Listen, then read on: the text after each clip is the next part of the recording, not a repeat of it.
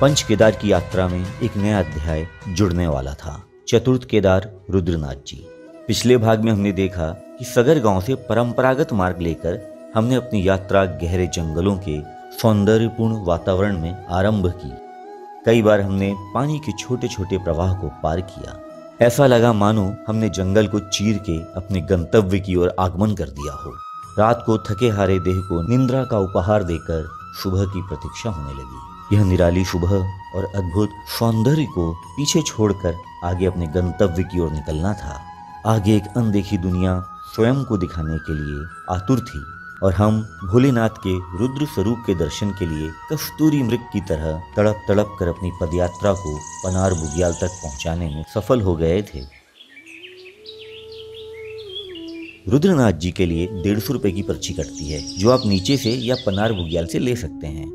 मैं जंगलों के रास्ते आया था, इसलिए पनार से ही पर्ची ले ली। पनार में हनुमान जी की पताका ऐसी लहर रही थी मानो वो पदयात्रियों को हनुमान जी के द्वारा रुद्रनाथ जी तक जाने की शक्ति प्रदान कर रही हो। कुछ तो था इस पंच केदार की यात्रा में, एक आध्यात्मिक शक्ति। आज 10वां दिन था लगातार यात्रा करते हुए। लगभग 140 किलोमीटर की पदयात्रा आज समाप्त होने वाली थी। फिर भी हर सुबह अपने आप में निराली और ऊर्जावान थी। आज सुबह सूरज की चमकदार रोशनी पहाड़ों की ऊंचाइयां दिखा रही थी। रास्तों में अलग अलग स्थानों में अलग अलग सौंदर्य बिखरा हुआ था। कभी हरी घास के मैदान से गुजरना मानो कोई गहरी नींद का स्वप्न आंखों के सामने से गुजर रहा हो, तो कभी ऐसा रास्ता जहां एक तरफ खाई और दूसरी तरफ ऊंचे पहाड़, जिन्होंने उस तरफ एक अद्भुत दुनिया बसाई हो। आज पहाड़ों ने भी भक्तों के स्वागत की तैयारी कर रखी थी। प्रकृति अपने द्वार हमारे लिए खोल रही थी। हमारा अगला पड़ाव पितृधार अब हमारे सामने था और पहाड़ों के दूसरी तरफ का परिदृश्य भी उन्मुक्त हो चुका था। ऐसा परिदृश्य जहां प्रकृति अपना रूप दिखाने के लिए खड़ी हो गई थी। हरे अनोखे घास के मैदान अभी भी सम्मोहन के मंत्र पढ़ रहे थे और दूर कहीं बर्फीले पहाड़ एक अनकही आवाज से बुला रहे थे। कभी वो रास्तों का सीधापन प्रकृति के समीप ला रहा था, तो कभी प्रकृति की चुनौतियां भी सामने आ रही थीं। कभी फिसलन, तो कभी सीधी चढ़ाई, तो कभी रास्तों का सकरापन मन मस्तिष्क में आंधियों को बुला रहा था।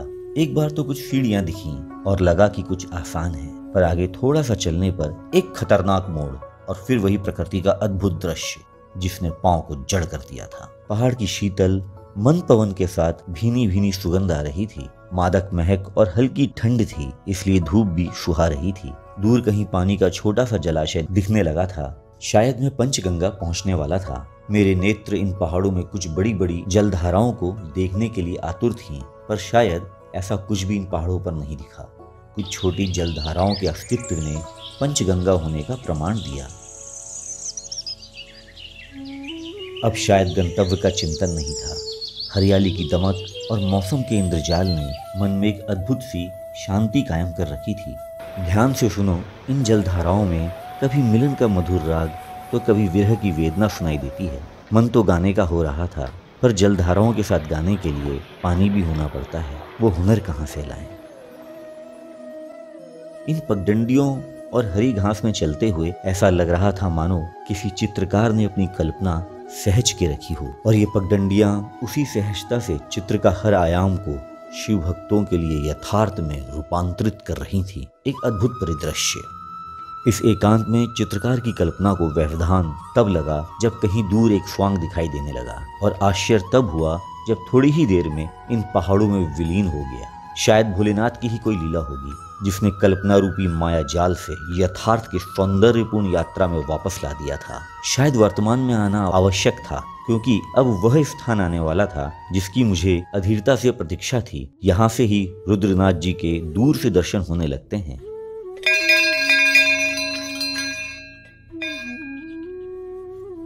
पता नहीं कैसे, पर प्रथम दर्शन के बाद इतनी तीव्रता से मैं मंदिर तक आ गया, पता ही नहीं चला। मंदिर की घंटियां और भोले की पताका मानो भोले के भक्तों का स्वागत कर रही थी। मंदिर के प्रांगण में लाल पीले फीते हवाओं के झोंकों से एक अद्भुत सा वातावरण को जन्म दे रहे थे, और पहाड़ों में पंच केदार के प्रतिरूप बहुत ही रमणीय प्रतीत हो रहे थे। अब अपनी स्थिति कस्तूरी मृग से तृप्त आत्मा में परिवर्तित हो रही थी। रुद्रनाथ जी के दर्शन हो रहे थे। मन शांत हो चुका था। ना कुछ मांगने की इच्छा थी, ना ही कुछ मांग पाया। एक संपूर्णता का अनुभव हो चुका था। वहां दो मंदिर हैं, एक रुद्रनाथ जी का और दूसरा वन देवता का। रुद्रनाथ जी के दर्शन बहुत ही भव्य थे। कहते हैं यह एकमात्र शिवलिंग है जो थोड़ा झुका हुआ है। पावन दर्शन करके जब बाहर आया तब कुछ काम करने वालों ने नींबू चाय के लिए अपने पास बुला लिया।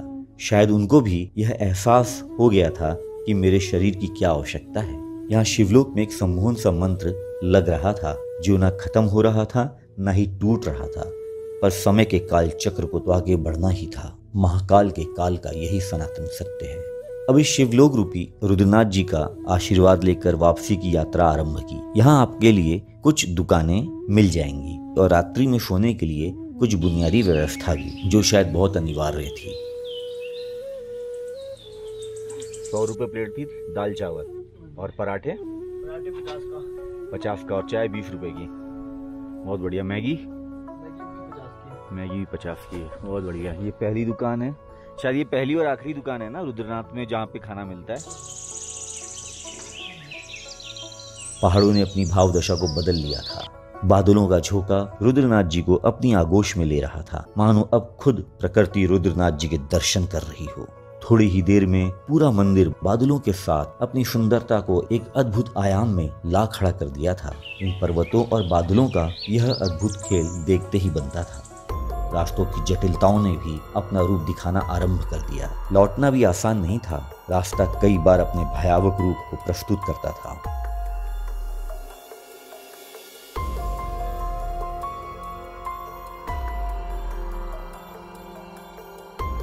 कई बार ऐसा लगता था कि इन बुरहान से शायद कोई जानवर निकल के ना आ जाए। यहाँ भालुओं की कोई कमी न थी। थोड़ी पदयात्रा करने पर पितृधार दिखाई देने लगा था और पितृधार से मानो पर्वतों ने अपने स्वरूप को एक नए रूप में परिवर्तित कर दिया हो। यह दृश्य देखते ही बनता था मानो आप अपनी पगडंडियों के सहारे पहाड़ों और बादलों को चीर के आगे बढ़ रहे हो।